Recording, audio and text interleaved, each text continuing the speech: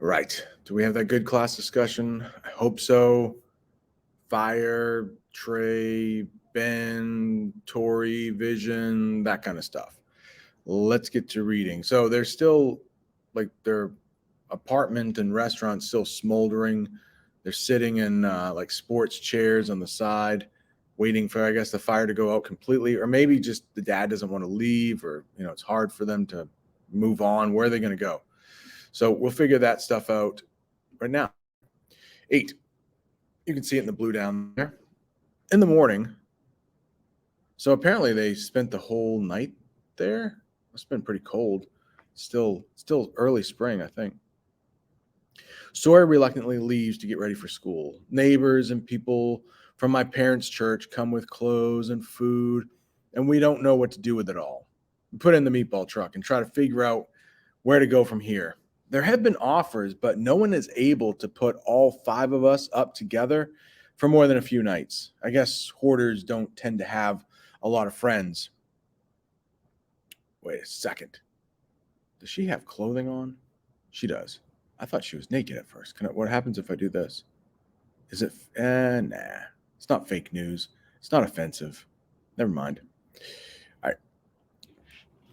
Is it wrong that I'm okay with that? Is it wrong that I don't want to live in some other person's house? Now that the fire has been mostly out for hours, the lack of flames helps Dad focus. We'll go to Vito and Mary's, he says. My Uncle Vito and Aunt Mary, our hostess, have 4 kids. The oldest, my cousin Nick, occasionally worked. Yeah, that's weird right there. Worked for the restaurant on Pizza Holidays. I don't remember him getting fired. Why would she write it like that? Night before Thanksgiving, New Year's, Super Bowl, prom, days like those. Nick has 3 sisters. It's hard to keep track of how old they are or even which one is which. They're a lot younger and they all sort of look the same. And I'm sorry, but there's not enough room in their house. I'll stay with a friend, Trey offers. I wonder what friend. Maybe Ben?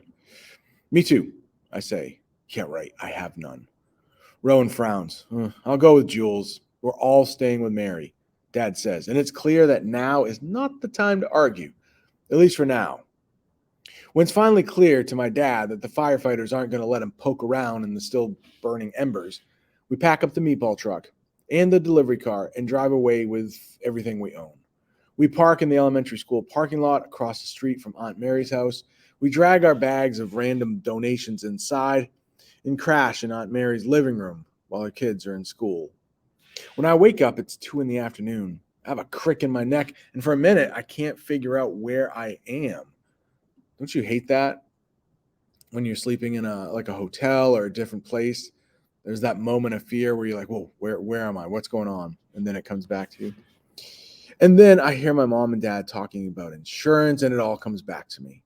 5 things that rush through your brain when you wake up midday in a strange place after your house burns down. 1, feels like somebody died. 2, I wonder what the losers at school are saying about this. Oh, yeah, BFF Sarah, those people. 3, I guess that's one way to get rid of all of Dad's crap. 4, my hair absolutely reeks. Oh, yeah, hang on. If anybody has been like to a bonfire, hey, it's getting to be like bonfire season. Maybe you have a fire on the weekend or whatever, and whatever clothes you wear the next day, it still smells like smoke. So I can imagine if you've spent all night outside of your house that is burning down, imagine what the smell would be like. Probably not good. And number 5, oh yeah, it's my birthday. Wait, one more thought. 6, and there's the naked lady again. 6, and some people have talked about this. I know at least 2 classes have. Why didn't anyone have a vision to prevent this? Yeah, it was mentioned a couple times in a couple different classes that maybe this was the dad's vision.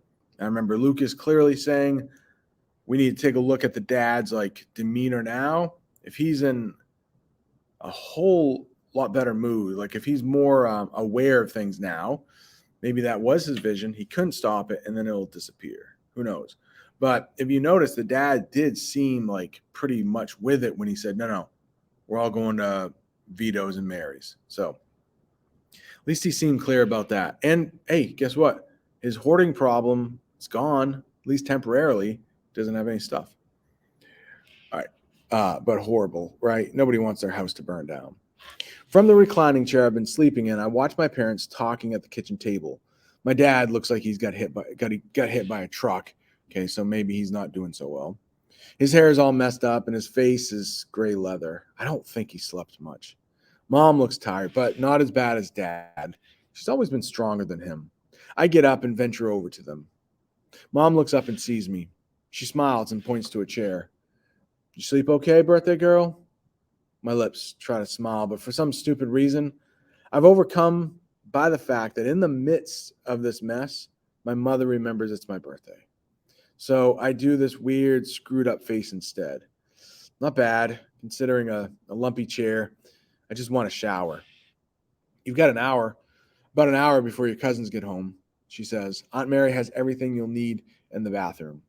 I get up, and she grabs my hand. I stop. We had gifts for you, she says through pinched lips. I swallow hard and feel dumb that I'm so emotional about this.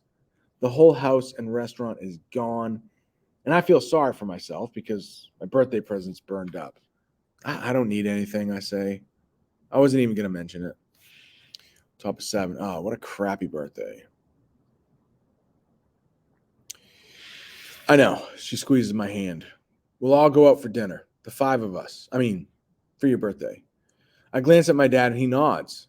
He pats his shirt pocket. Still have my delivery tips to pay for it. It's a joke. My dad made a joke. And I remember when I used to love him. 9. Sawyer calls when I'm putting on some stranger's donated clothes. Happy birthday, he says. I love you. What do you need most for your birthday? Besides you? Besides me. A phone charger. That can be arranged. What else? I think I'm wearing this stranger's bra. I think about this stranger's bra I'm wearing that doesn't quite fit and cringe. Some, embarrassing stuff. I think he might try to say something else there. I'll just say stuff. He says, and I can tell he has no idea where to begin. He guesses. Like, oh, you can read that right there. I don't know what that is. Panty liner? And whatever else. Because Kate's got like a whole drawer full of stuff, and she said I could bring you whatever.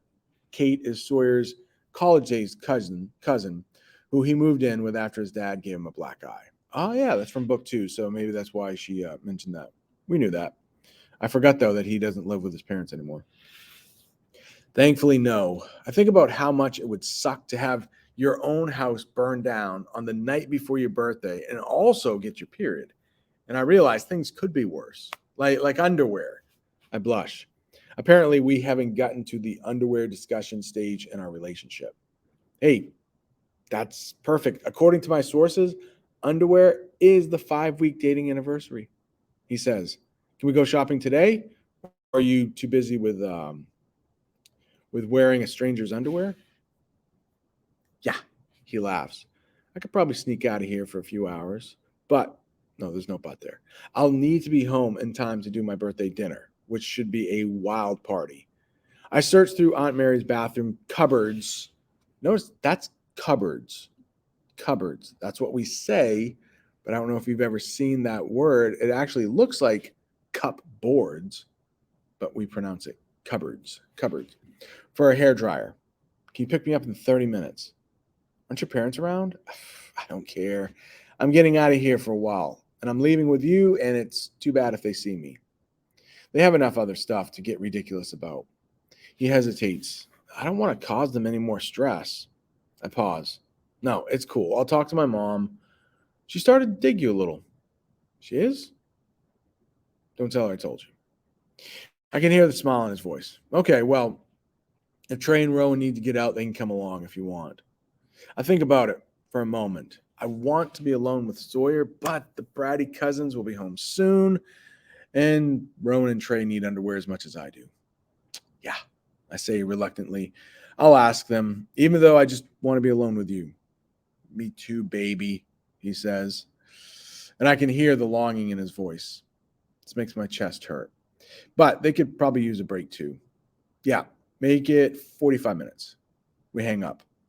45 minutes later, mom and dad are sitting at the table with a woman from the insurance company. Trey and Rowan are ready to go, and my mother seems distractedly relieved to hear we're going shopping for underwear.